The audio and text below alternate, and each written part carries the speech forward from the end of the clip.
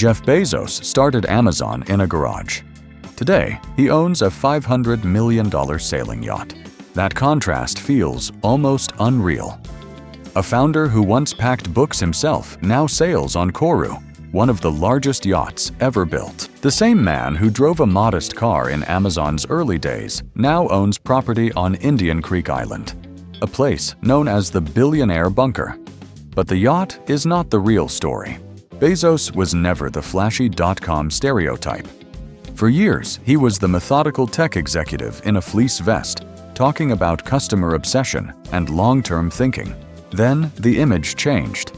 Sharper suits, public appearances, visible power. So is this what luxury means for him? Bigger boats, larger estates, louder headlines? Or is that just the surface? Because if you look beyond the mansions and the cameras, something far more powerful appears. Jeff Bezos does not just own expensive things. He owns pieces of the infrastructure that move goods, data, and money across the world. And that may be the real definition of luxury. Jeff Bezos was born in 1964. He did not grow up inside extreme wealth.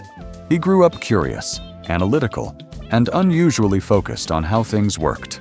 At Princeton, he studied electrical engineering and computer science, not because it was glamorous, but because it was hard, because it gave him leverage over the future. After graduation, he moved into finance and eventually landed at D.E. Shaw, one of the most sophisticated hedge funds in New York. By his early 30s, he was already a senior vice president. The trajectory was clear: stable, elite, comfortable. Then the internet happened. In 1994, Bezos came across a statistic that would change his life. Web usage was growing at more than 2,000% per year. To most people, that was an interesting data point. To him, it was a signal, a door opening. He left Wall Street. He got in a car with his wife and drove across the country. Somewhere between New York and Seattle, he built the business plan for what would become Amazon. He later described the decision through something he called the regret minimization framework. When he was 80, would he regret not trying? The answer was yes. So he chose uncertainty over comfort. Amazon went public in 1997. It survived the dot-com crash. It expanded beyond books. And over decades, Bezos kept most of his wealth in Amazon stock.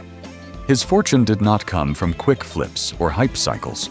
It came from holding ownership in a system he was building brick by brick. That mindset matters, because when you understand how Jeff Bezos thinks, the yacht makes more sense. It is not random indulgence. It is the byproduct of someone who made one calculated bet on the future and then kept doubling down on scale. As Amazon grew, so did the scale of Bezos's life. Today, he does not wait in airport security lines. He does not plan around commercial flight schedules. He moves on his own clock.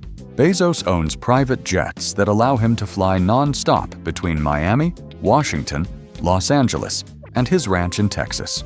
The cabins are quiet, secure, and connected. Meetings can happen at 40,000 feet. Decisions can be made mid-air.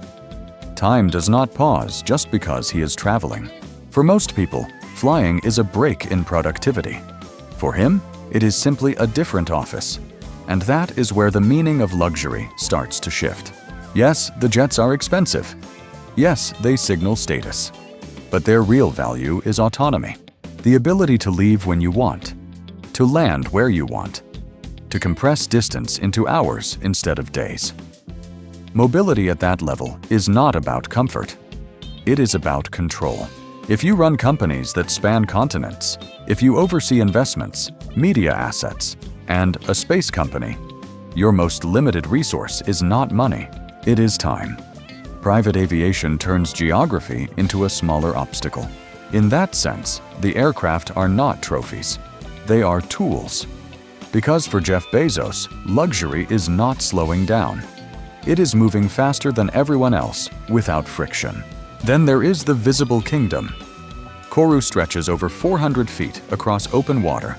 Its wooden hull, towering masts, and clean lines make it one of the largest sailing yachts in the world.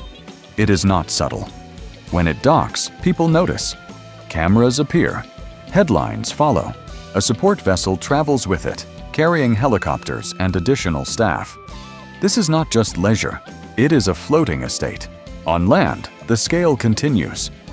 Bezos has acquired multiple properties on Indian Creek Island in Miami, a private enclave known for security and exclusivity. The nickname Billionaire Bunker is not an exaggeration. It is a gated island with its own police force, separated from the mainland by water and checkpoints. In Beverly Hills, he purchased one of the most expensive homes ever sold in California. In Washington, he owns a historic mansion that once served as a museum. In Texas, vast acreage surrounds the operations of his space company. Each property is expansive, private, strategically located, and visually, this is the version of luxury most people understand. Waterfront views, palm trees, security gates, wedding celebrations in Venice, a life that looks cinematic from every angle. But here is the important shift.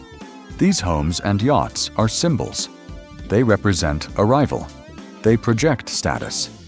Yet none of them explain the scale of his influence. They are impressive, but they are not the engine.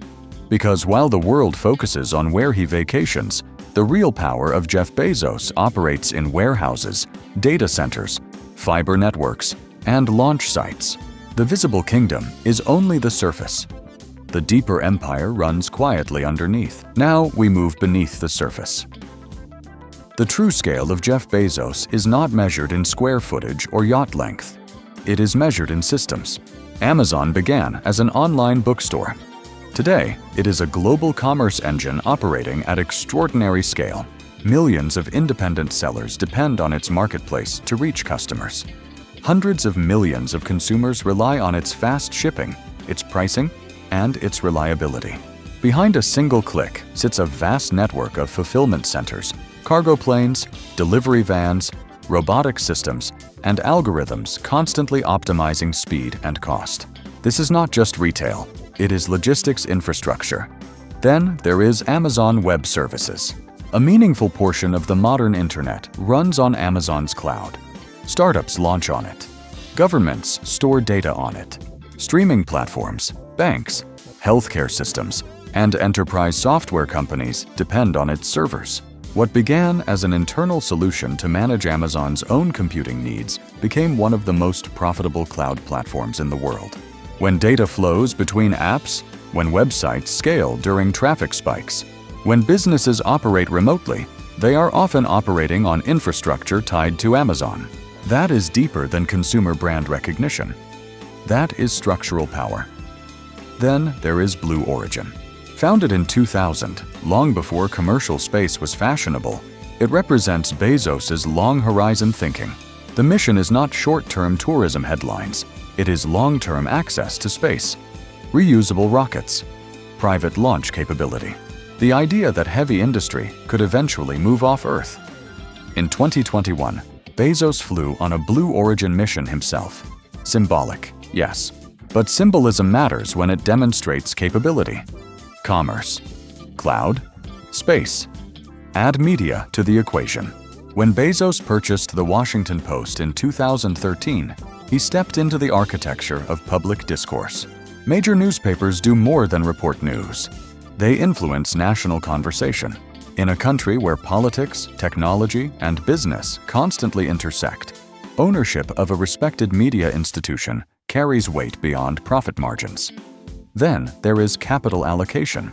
Bezos made early investments in companies such as Uber, Airbnb, and Google. Each investment extended his reach into different layers of the digital economy. Transportation networks, short-term rental platforms, search and advertising dominance. These were not random bets. They connected him to ecosystems shaping daily life. And finally, philanthropy. Through initiatives like the Bezos Earth Fund and the Day One Fund, he pledged billions toward climate initiatives, education, and social issues. Whether praised or criticized, the scale of those commitments places him in conversations about global policy and long-term planetary challenges. When you line these pieces up, a pattern becomes clear. Retail distribution. cloud computing, media influence, space access, venture capital, climate funding. These are leverage points. Jeff Bezos does not simply participate in markets. He builds or acquires positions near the control centers of those markets. The visible luxuries may attract attention, but the enduring power sits inside systems that billions of people interact with every day, often without realizing it. And that is why his version of luxury feels different. It is not defined by consumption. It is defined by ownership of infrastructure. So what does wealth really mean at this level? It is easy to focus on the yacht. It is easy to measure the mansions, the flights, the headlines. Those are visible. They fit our traditional idea of what a billionaire looks like. But Jeff Bezos is not powerful because he owns beautiful things. He is powerful because he owns parts of the systems that move the modern world. When a business ships a product, when a startup launches an app, when data moves across the cloud, pieces of that activity connect back to infrastructure he helped build. That is leverage at scale. The garage in 1994 was not just the start of a company. It was the beginning of a network that now shapes how billions buy, store, and access information. Some billionaires buy status. Jeff Bezos built ownership of infrastructure. And that may be the most enduring form of luxury there is.